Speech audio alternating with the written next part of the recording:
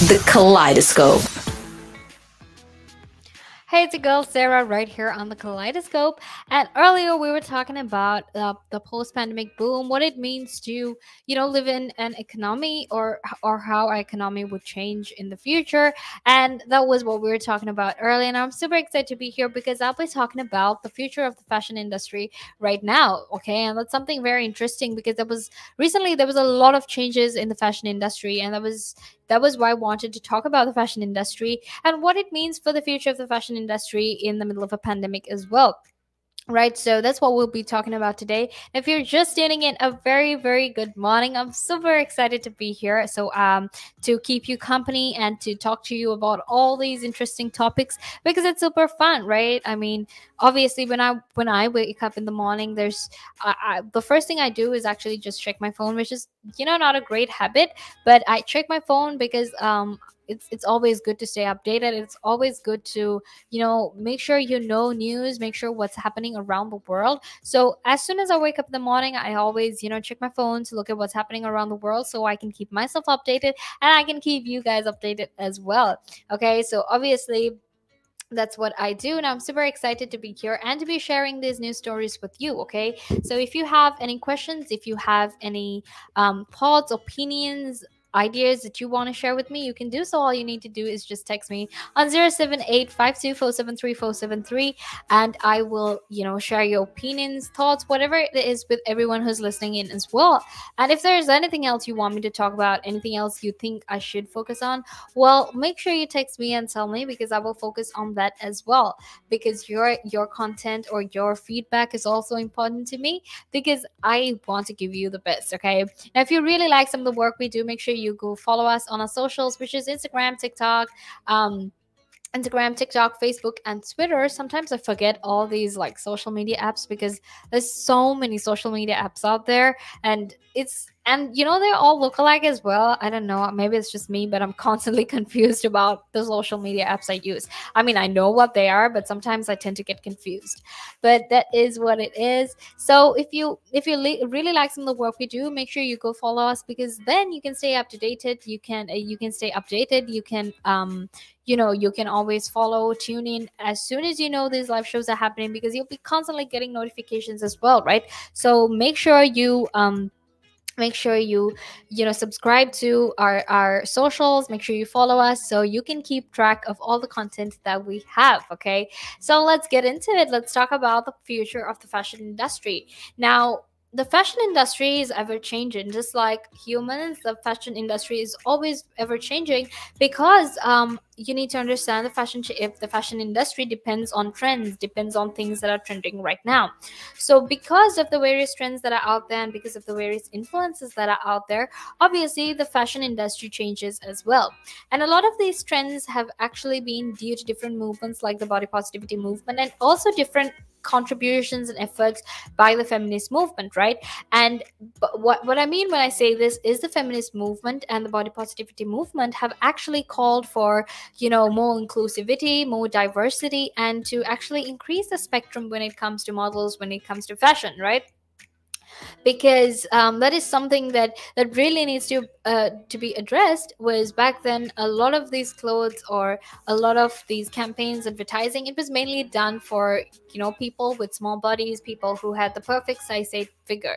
But the thing is, like I said earlier some time back, people's bodies aren't like that. That's not how normal bodies work. And obviously, because there's a huge difference in the way social media, in the way advertising, and in the way these campaigns promote and sort of portray bodies. It's very important that we try to break these stereotypes. It's very important that the fashion industry actually addressed these stereotypes and actually did something to change it, because if not, they were obviously going to risk losing their sales. So obviously it was very, very important that they address these issues, and that's exactly what they did. So obviously with movements like feminism or even the body positivity movement, it's actually forced, or it's actually encouraged a lot of these fashion industries out there to take change or to make changes rather, to make sure that it's more inclusive, it has more diversity, and it has wider representation. Okay, and what needs to be understood is that a lot of these brands out there have actually readily agreed and has actually immediately made those changes, or even, through time they've obviously tried to make these changes, right? And there's always a question of whether they've actually succeeded at it or whether they failed at it, whether they've made, the modeling industry infinitely, or even the fashion industry infinitely worse for all those people out there who have different types of bodies, who have different color, different complexions, right? Because fashion is all about inclusivity, it's all about diversity, and obviously there's that question as well. But the thing is, we need to understand the fact that some of these changes have taken place, that some of these things have actually happened, and that's what we'll be talking about today. So like I said, some brands have actually very readily, taken these steps. They've almost immediately done changes, but some brands haven't, right? And some of them are actually starting to right now, and some of those brands that hadn't taken any steps back then are actually, trying to change things up and trying to make those changes, because it's very important they do that, right? So obviously, I'm talking about the huge change that Victoria's Secret recently made when they decided to completely scrap off the angels and include the Victoria's Secret's collective, right? Now, what they were actually trying to do through that actually is they dropped these angels and they replaced them with new seven, figureheads, or people, or rather women they believe are more women who they believe are accomplished, and who they believe is, a better influence for all the change, the positive change that they want to drive through the fashion industry. So obviously that was big news, and there was a lot of controversy about it as well.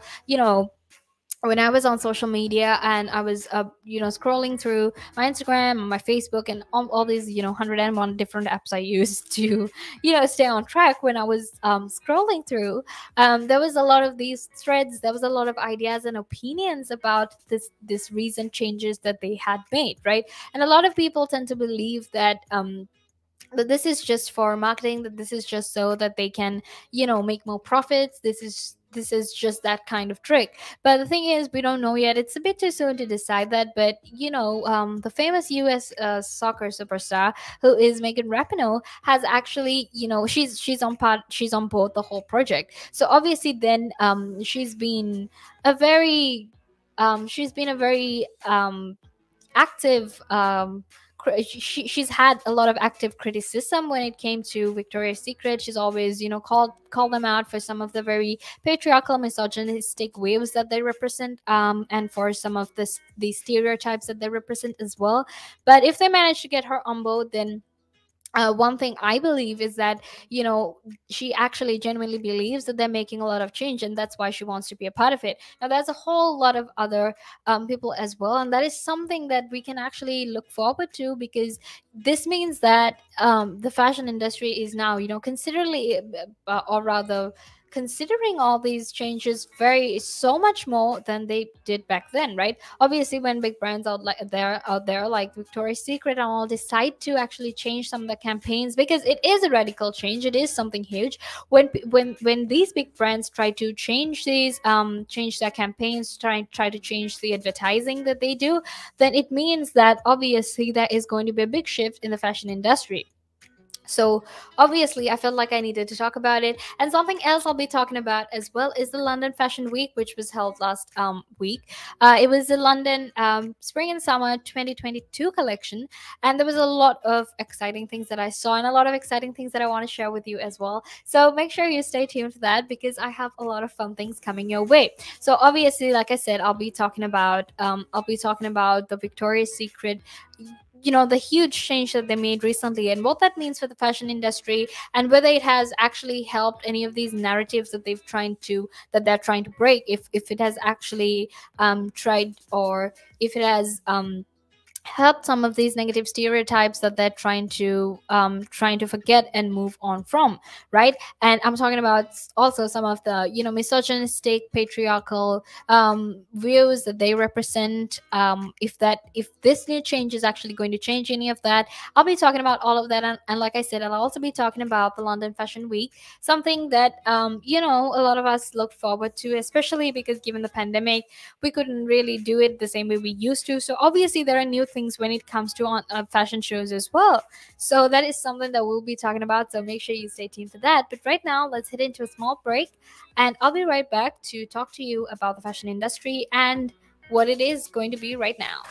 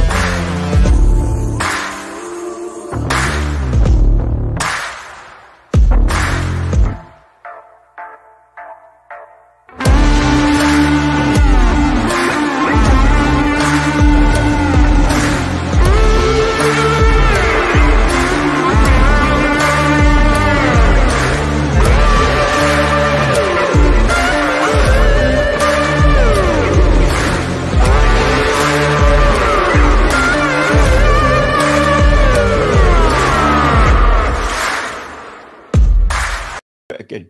But now, if you say to a child, if I went up to a child and said, you've had one to forget, God, there'd be an inquest.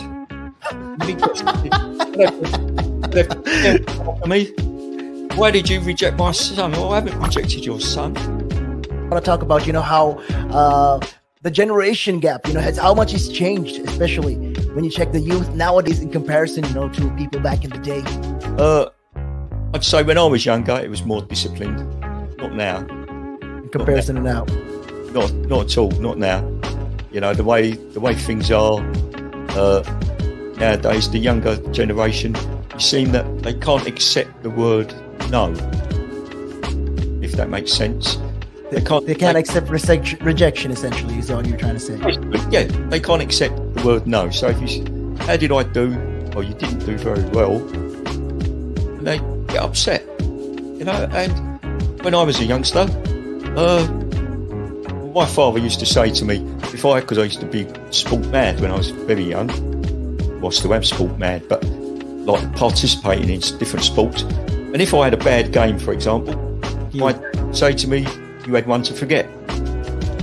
That's it. Your dad sounds like a smart guy. I mean, damn, that's the real fact of the matter, yeah. He'd say to me, you had one to forget. Get over it. And that was it. So I dust myself down and do it again. But now, if you say to a child, if I went up to a child and said, you've had one to forget, God, there'd be an inquest. An inquest. Me, why did you reject my son? Well, I haven't rejected your son. Or daughter. I've just told them that they need to buck their ideas up.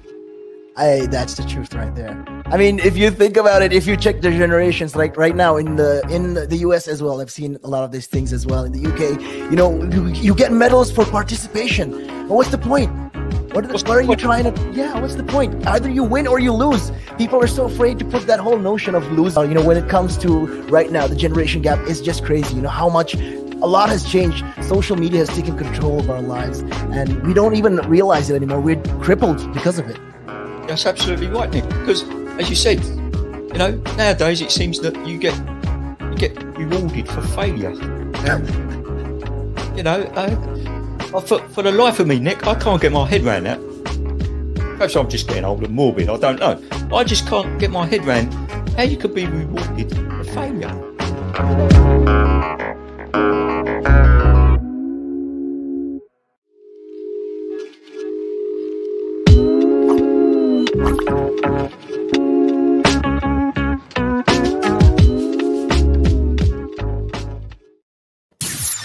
The Kaleidoscope.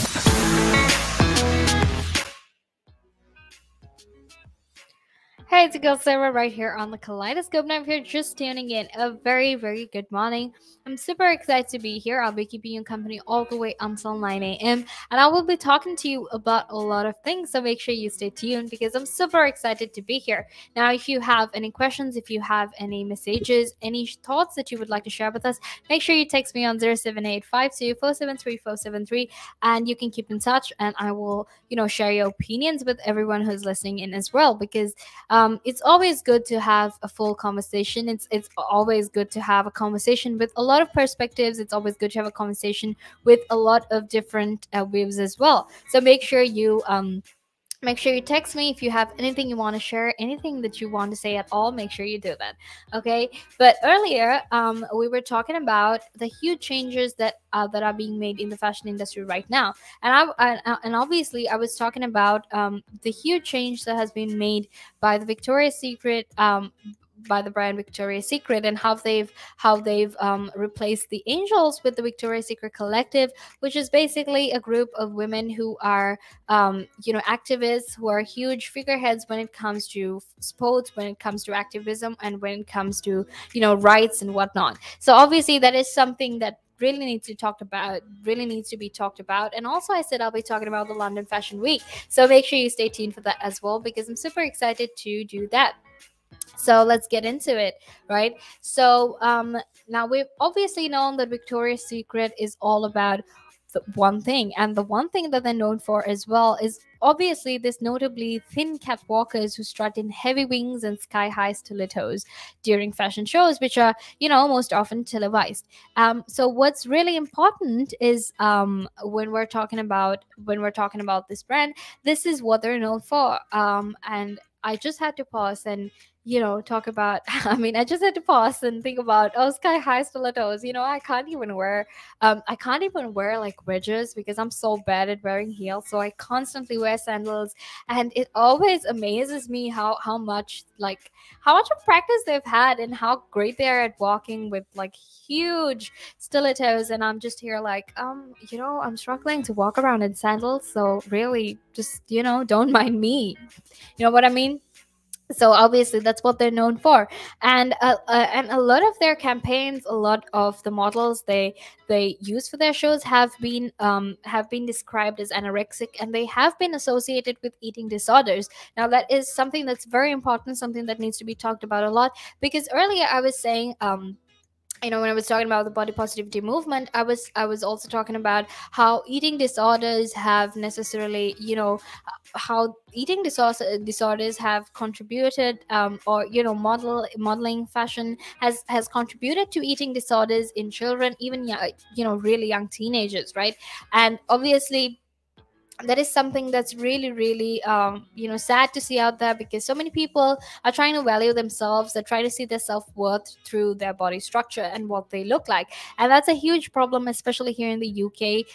We were talking about it some time back. We were talking about how some 2,700 children had been admitted to the hospital for body related disorders such as eating disorders, and how they were struggling to actually stay fit, or how they were struggling with their bodies, especially during this pandemic, because a lot of them spend time on social media. So obviously I know it's a huge issue right here in the United Kingdom, and that's why we need to talk about this as well. So, a lot of the models in that campaigns have actually been associated with things like anorexia or even other, eating disorders, and they have actually contributed to these negative stereotypes of beauty.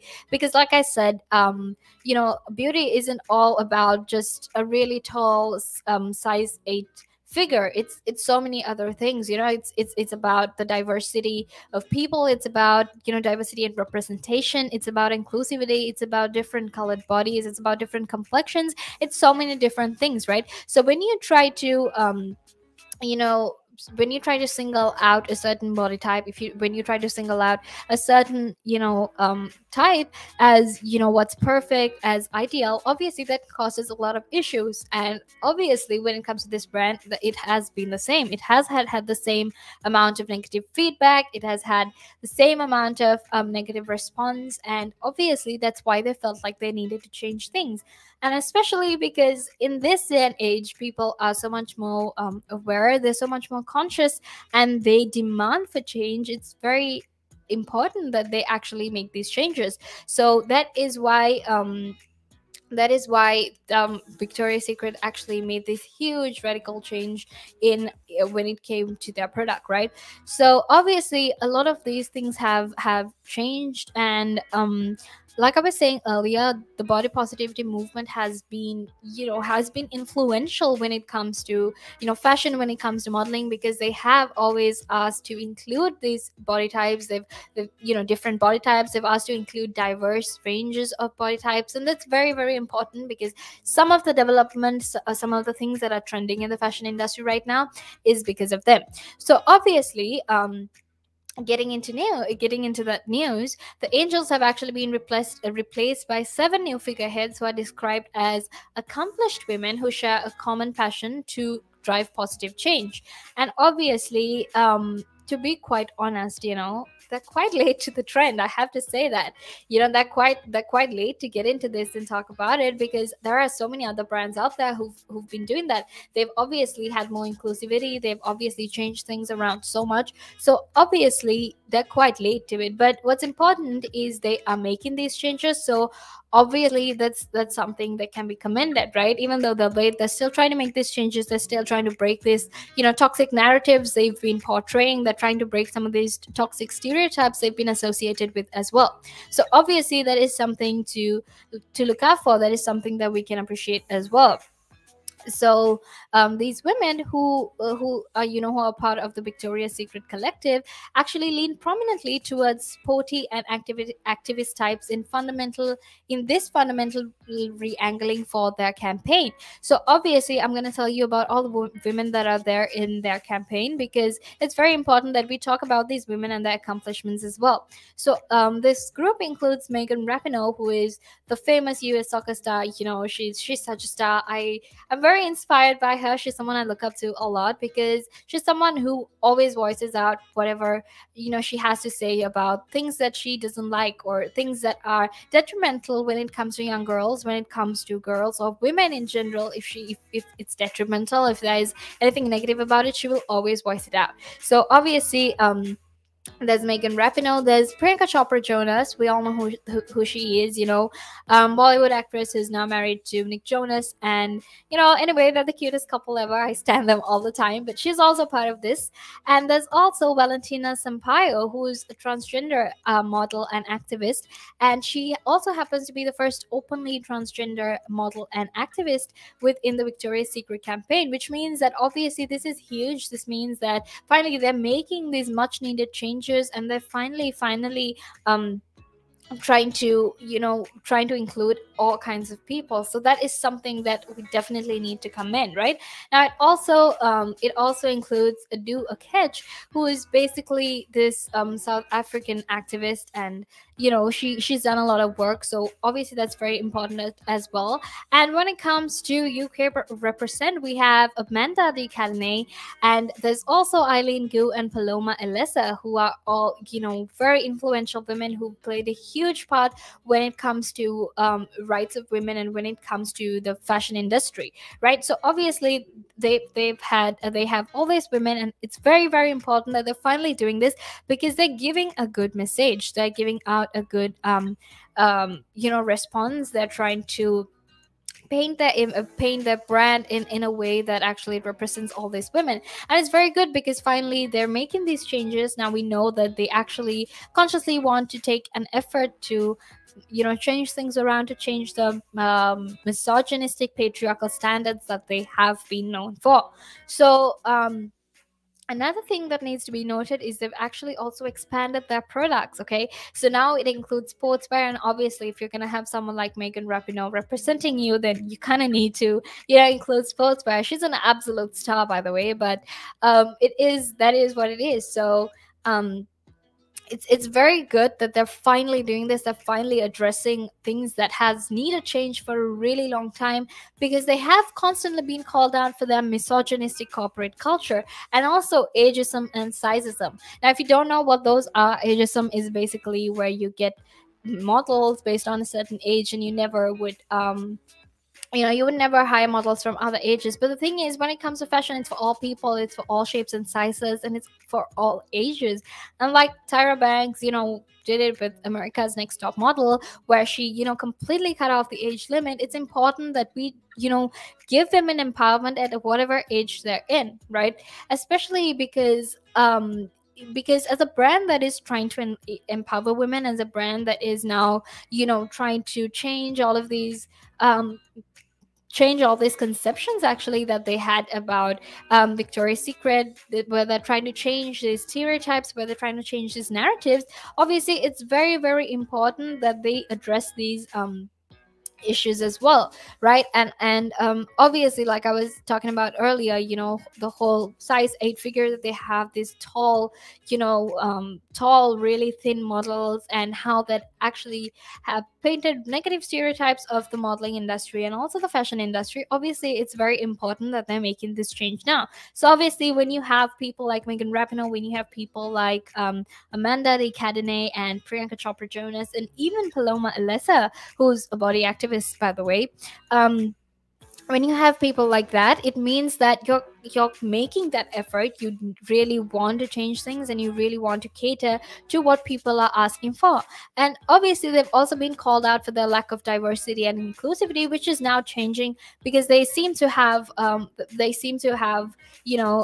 panel of people who are of different ethnicities, who are of different who do different jobs, who are famous for different things. So when they have this sort of diversity, when they have this sort of inclusivity, that actually means that they have a lot more representation. It means that they're finally catering to all these people, and people will finally feel more validated, right? So that's something very important that has been done by Victoria's Secret, something that needs to be talked about a lot as well. Now, earlier I was saying that there's also a lot of controversial threads. There's different things as to whether this would work out or not. But the thing is, if you actually look at it, it's a bit too early right now to say how it is. Maybe it is a marketing gimmick. We don't know that for sure. But whatever said and done, they're still talking about inclusivity. They're trying to get all kinds of women, they're trying to get all kinds of people on board for it, and honestly, that is something that needs to be commended, right? But let's head into a small break and stay tuned, because after this I will be talking about the London Fashion Week, so make sure you stay tuned for that as well. And that is something really interesting, something that I'm looking forward to talk about as well, so make sure you stay tuned for that. And it gives them something to look at, and it makes them laugh. It makes them laugh, so that's why I do it. Oh, and it could be a really good pickup line as well. Ladies who ask, "Hey, excuse me, so why are you wearing something so colorful?" I mean, hey, you can always have something up on your sleeve. I mean, got me thinking. You want to stand out. Why do you want to stand out though so much, especially with these kind of shirts when you're riding? There must be a purpose behind it, right? Well, when you say a purpose, Nick, what I do, I wear the shirts, and mainly one, because they're nice and bright. So they make me visible, especially if I'm riding on the road. Okay. mean, yeah, that's very important, right? Because you want cars, yeah. Very important. And also, like, people see me in like calves, and perhaps I shouldn't be saying this on here, I suppose, but in the bar afterwards. All right. And it gives them something to look at, and it makes them laugh. It makes them laugh. So that's why I do it. Oh, and it could be a really good pickup line as well. Ladies who ask, "Hey, excuse me, so why are you wearing something so colorful?" I mean, hey, you can always have something up on your sleeve. I mean, you look like a guy who would do. You know me too well. You know me too well, Nick.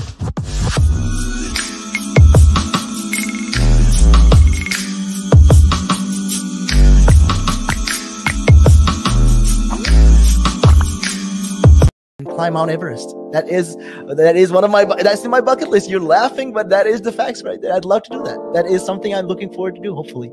Climb Everest. Mount Everest. I mean, okay, not the very tip of Mount Everest, maybe the base camp at least. You're talking about mental health. Well, if you went out and got some exercise in the fresh air, that would improve your mental health. It will make you feel better. That's true. That is true. I wholeheartedly agree. But then for some people, it's how do you find the motivation to, especially when it comes to riding a bicycle, to do it again and again and again and again? It's a cycle that you have to be used to. How do you do it? What makes you wake up in the morning and decide, hey, I'm going to pick my bike up today. I'm going to cycle. What makes you want to do that? What makes me want to do that? Yeah. What do you like? What could you give listeners, like people listening in right now? What kind of tip could you give them? Well, the first tip I would give them, if you haven't tried it before, try it. It can open up new horizons. It will make you fitter. It will definitely make you fitter. Cycling is one of the best forms of aerobic exercise you can do.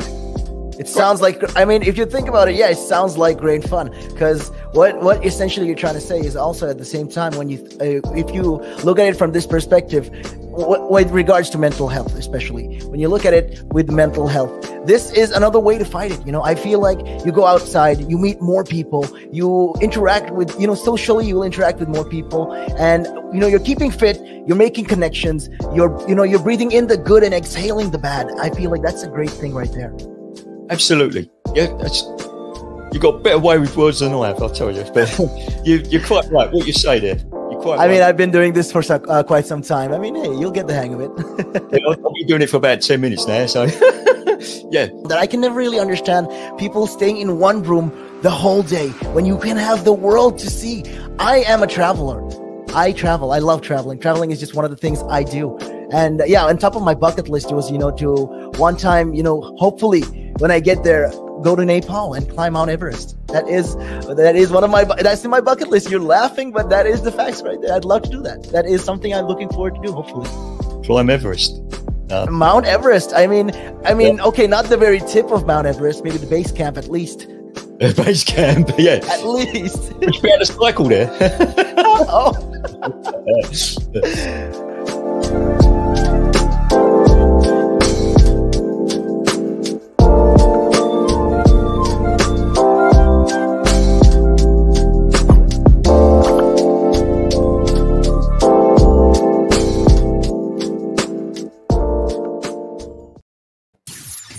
The Kaleidoscope. Hey, it's the girl Sarah right here on the Kaleidoscope. Now, if you're just tuning in, a very good morning to you. Super excited to be here because I'll be keeping you company all the way until 9 a.m. Okay, and earlier we were talking about the huge changes that Victoria's Secret has made and what that means for the fashion industry. And now we'll be talking about the London Fashion Week. So super excited to talk about that as well, because obviously that is something that we've had to wait for a while, especially given the circumstances of last year, the pandemic and everything that we had to go through. So obviously that is something I'm very excited to talk about.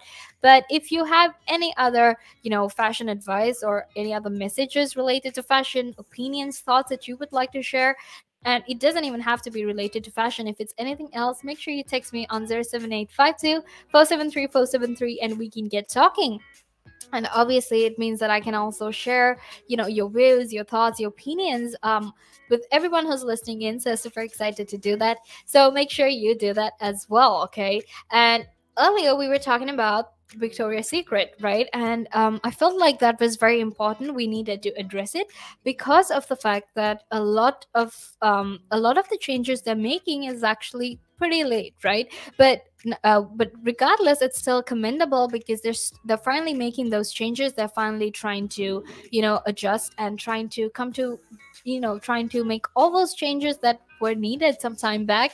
So what that means for a lot of people who are in the fashion industry is obviously more inclusivity. It means more diversity, more representation. And given the fact that they also have this amazing panel called the Victoria's Secret Collective with, 7 amazing women, it's important and it's amazing because while promoting the product, it'll also inspire a lot of other young girls and women out there to keep going, not to give up, and to keep believing in yourself, because that is something that all these ladies have. If there's one thing they all have in common, it's the fact that they've all believed in themselves, and that's how they finally got into the places where they are right now. So that's what I was talking about earlier, and that's why we need to commend them for the efforts that they've been making. But in other fashion news, obviously we need to talk about the London Fashion Week. And like I said, obviously because of the pandemic, that was something that we couldn't have the same way we used to, simply because of all the changes that were there because of the pandemic and all the other things obviously that needed to be changed and adjusted, because of all the different things that we were going through. So obviously we still have to keep some of these adjustments in place. We still need to make some of these changes, simply because of the fact that it looks like it'll be a while until things go back to normal. So, for the first time, the London Fashion Week for spring and summer 2022 was digital. It was held online, and I feel like this is the future already. Okay, because when it happens online, when it is digital, that means a lot of other people can actually have a chance of watching it. It also means, obviously I understand that there's a whole procedure to it. There's tickets, there's other special invitations and things like that. But what that means is now it'll be so much more inclusive than before, because it's going to happen digitally, right? And what needs to be understood is this also means things are improving, and that's really really good, because when things are improving a lot, when things are changing for a lot of us, when things are changing for a lot of us, and when things are changing so fast in the fashion industry, the fact that fashion shows themselves are changing is something, it's something to be excited about. Okay, so this was the first digital only London Fashion Week, and that was brought together by actually this hugely diverse series of shows and subject matter. Okay, and I'm going to be talking about some of the people that were there, some of the clothing collections they had, because it's worthy. And I have to say, I saw some of those pictures and they look so good. So if you haven't checked them, make sure you go check them out. You can just type it on the internet. You can go check out the Guardian, whatever it is. There is a lot of these things that you can check out. So it's something that you definitely need to check out, because they look absolutely amazing. And I have to say that the pandemic has heightened their creativity. If anything, it hasn't gotten dull, but in fact it has just improved, because those collections look so amazing. So you have to go check them out. It doesn't matter if you're into fashion or not, just go check it out anyway, because it looks so good. Okay, so one of the collections that were there, one collection that I really need to talk about, is this collection called Aluvalia, which was basically designed by Priya Aluvalia, and was a big week for her, because this collection actually celebrates Afro-Caribbean hair artistry, symbolism, and rituals through braid inspired seam lines, prints, and embroidery, and it looks absolutely beautiful. So it was also inspired by this short movie. So that is something you have to look out for, because it looks so good. Okay, and I love the fact that it celebrates hair, especially hair, through these braid inspired seam lines. Like, that is so creative. Would you ever have thought, oh, I could finally make some fashion out of hair? Like, okay, sure, you always have like fashionable hairstyles and all, but that's always just to accentuate everything else, right? For example, if you're wearing a nice dress, then you do your hair, or you would have like elaborate hairstyles just so it would accentuate you as a whole. But using the hair itself to create something new, to create this whole new collection of fashion to begin with, is something that really, really needs to be talked about. It's commendable and it's exciting, and this is the stuff of the future. Like, honestly, who would have thought that you would ever use hair to talk about fashion, to talk about seam lines, right? And prints and embroidery. So another person who was obviously on the show, or rather on the fashion week, was obviously Bethany Williams. And she continued to work with the Magpie Project, which is basically this charity that supports women and children who are homeless or at risk of homelessness, right? And for her new collection, which was called All Our Stories, storytelling workshops with families provided the inspiration. Okay. And provided the inspiration for these cheery, bold prints, and they look absolutely amazing. And there's a lot of abstract colors in there, so it looks really, really beautiful.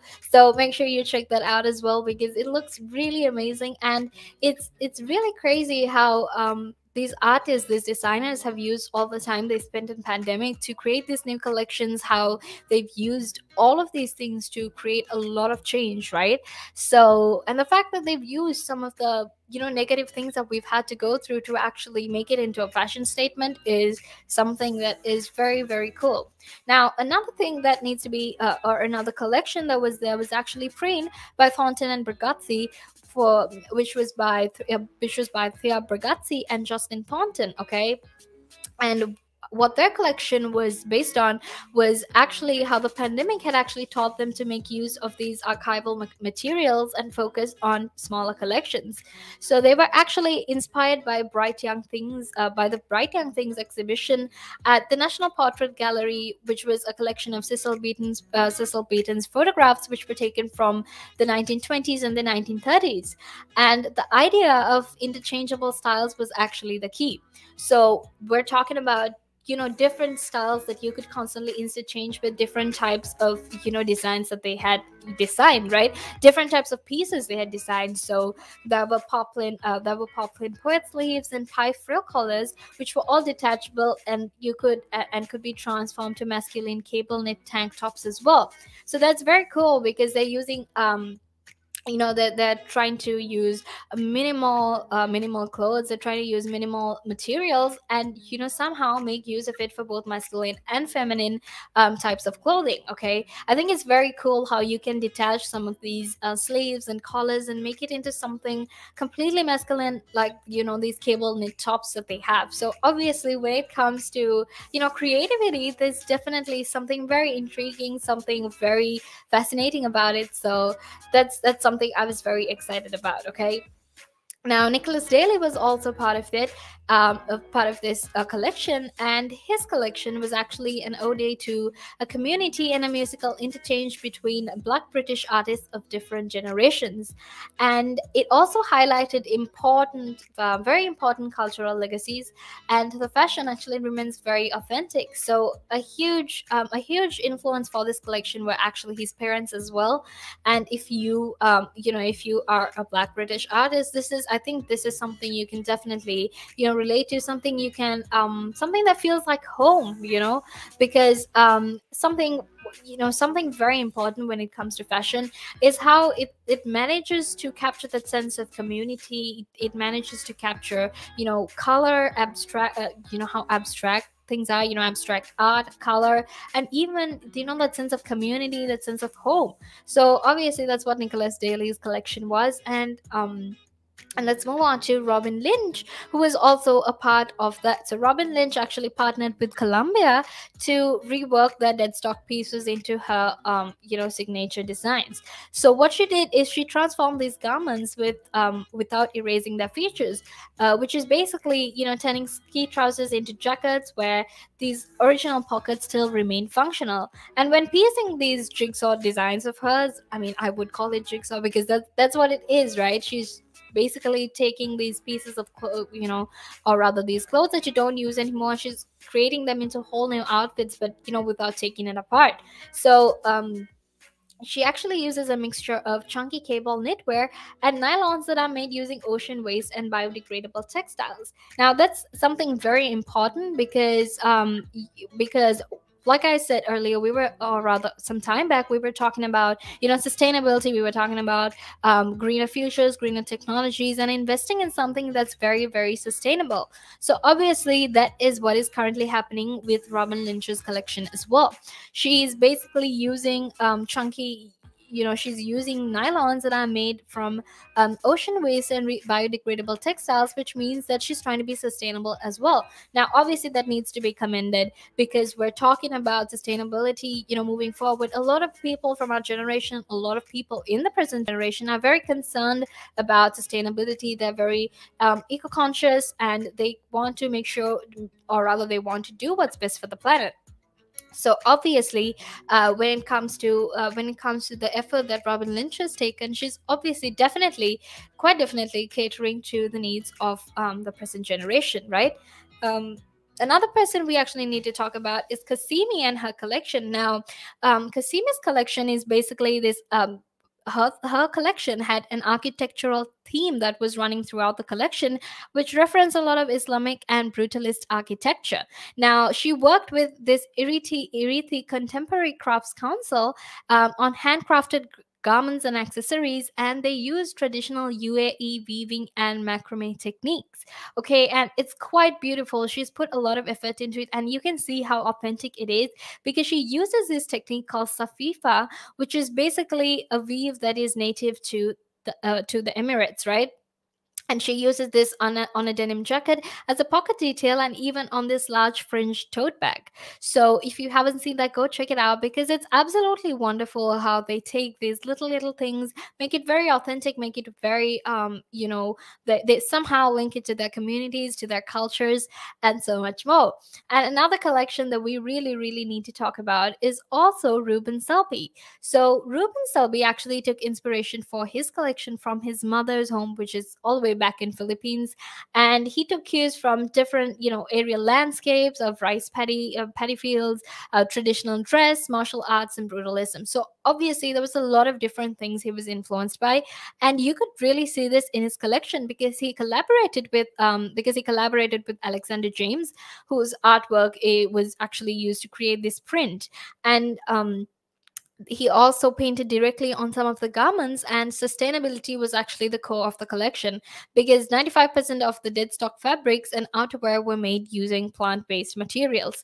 So that is very important because like I said, when it came to Robin Lynch's collection as well, a lot of people are so much more convinced, or they're so much more conscious about the environment. They really care about the environment, and the fact that these artists themselves are focusing on sustainable, they're focusing on biodegradable and recyclable materials, it's very important. Now, my favorite collection has to actually be this collection. It's called Ouroboros, which is basically the first brand to present a digital augmented reality collection at the London Fashion Week. Now, it's very cool because anyone can access it. You can access it through DressX actually.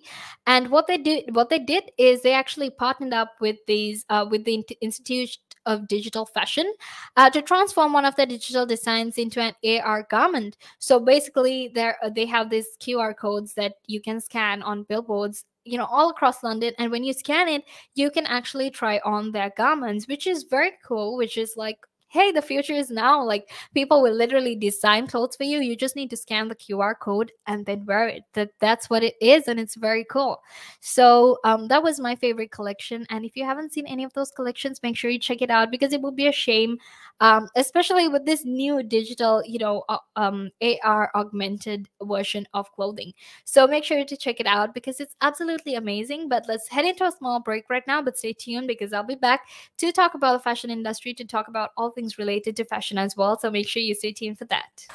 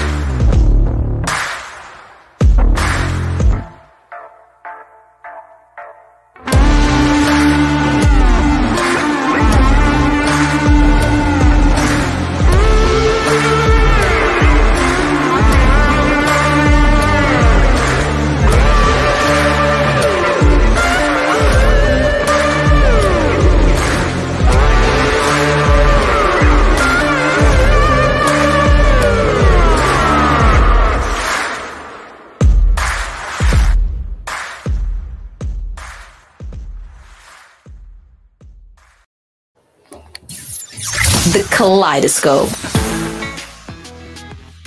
Hey, it's your girl Sarah right here on the Kaleidoscope. Now, if you're just tuning in earlier, we were talking about the London Fashion Week, and even before then, we were talking about the Victoria's Secret new collection, or rather, the huge changes that they have made in their brand, and the huge changes that they want to make as well. So, obviously, like I was saying, it is something that needs to be commended. It is something that needs to be talked about.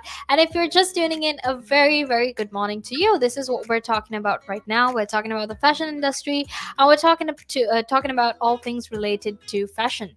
So if you're just tuning in, that's what it is. Now, if you have any messages, if you have any thoughts, any opinions that you want to share with us, make sure you do so by just texting me on 07852473473, because I would love to share your opinions. I would love to share your thoughts with everyone who's listening in, and I would really, really love to have a very holistic conversation about everything we're talking about. Now, earlier I was obviously talking about the London Fashion Week, the spring and summer collection of 2022, and what kind of fashion, what kind of collections actually were showcased during that fashion week. And for the first time, it happened digitally as well. So that is something that is very cool. That is definitely the stuff of the future. And there was also my favorite fashion collection out of all of them, which was actually digitally launched, where you could scan a specific QR code and you could access it and you could wear that dress, which is pretty cool if you ask me. And so because of that, that is something we can definitely look forward to. That is definitely stuff of the future. So we'll talk about fashion now, what all these changes mean to the fashion industry, and how it's definitely going to create a lot of change, how it's going to be different because of the pandemic, and how things might actually be more inclusive and more accessible in the future. So like I said earlier, fashion right now is more about inclusivity, it's about diversity, and it's about representation, right? People want to have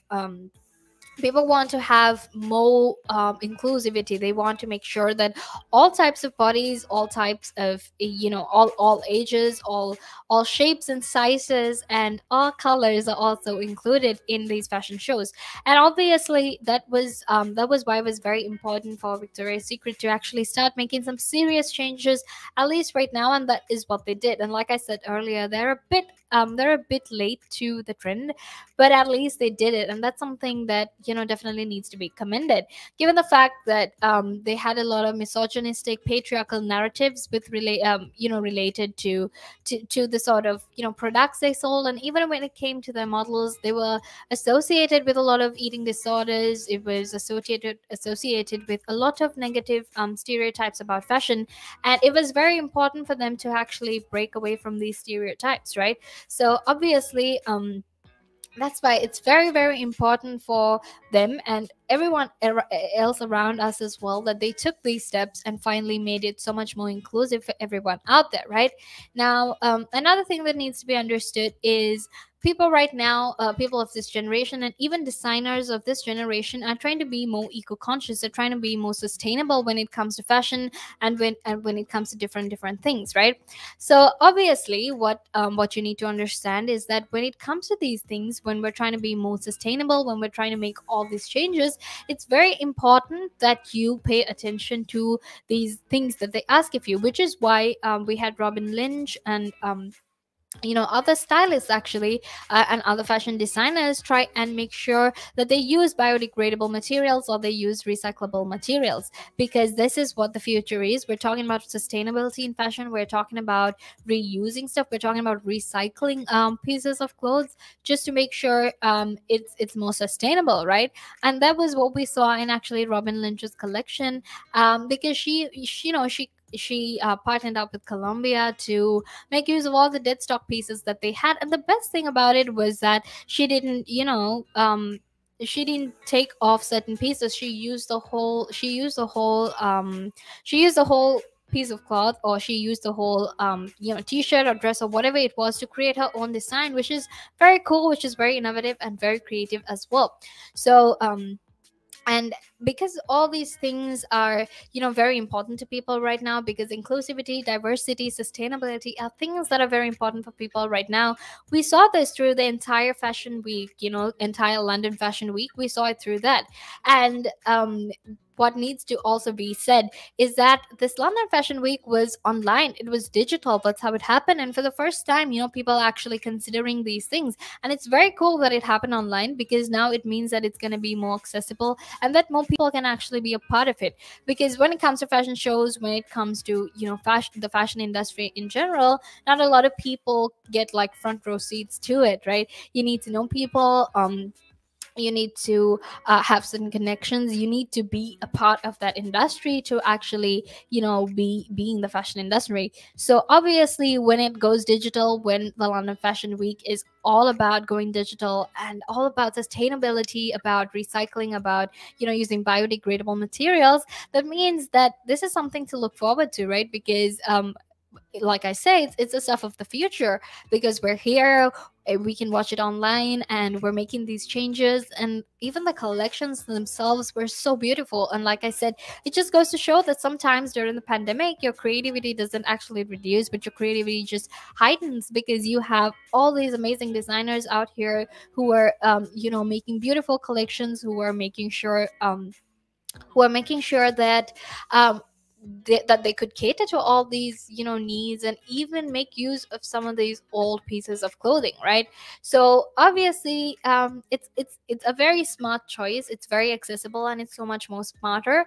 And if you actually look at it, it almost looks like the future is now when it comes to the fashion industry. So that is what that was about. So if we were to recap what we spoke about, in terms of fashion industry, we spoke about the huge change that Victoria's Secret has made, how they completely scrapped off the angels, and they now have the Victoria's Secret Collective, which is basically this panel of really established, accomplished women who want to come together and drive this positive change, or to be a positive force in society. And I said that's very important, because we want to empower people more. We want to let go of some of these very negative narratives that we've had. We want to break away from some of these very negative stereotypes that we've had.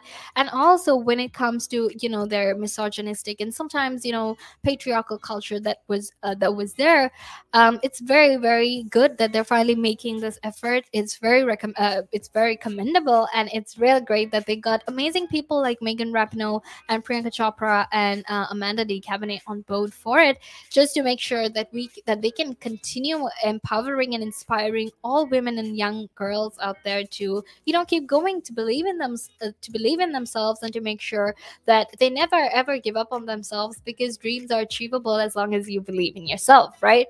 And after that, we actually spoke about the London Fashion Week, how important it is in this day and age, and how important the changes they are making right now is for fashion, right? So it's very important, because I said it happened digitally. People were all about sustainability, they were all about recycling, they were all about using, biodegradable, recyclable materials to create their outfits, right? So obviously, in terms of things like that, that's very important. It's good that they're finally taking the steps, and it's very, very important, because it means that the future of fashion is now. It means that we're finally here, we're finally taking all these steps to, be so much more sustainable and so much more inclusive, right? So obviously, that is very amazing as well, and that's what we were talking about. Now make sure you stay tuned, because I'll be back again in a few more minutes to talk to you about the freedom of speech and whether it actually exists in this day and age, because I'll be giving you company all the way until 9 a.m. So make sure you stay tuned for that. But it's time for me to actually end this right now. But stay tuned, because I'll be here in a few more minutes. But and I'll be here with a lot of interesting, amazing stuff. So make sure you stay tuned.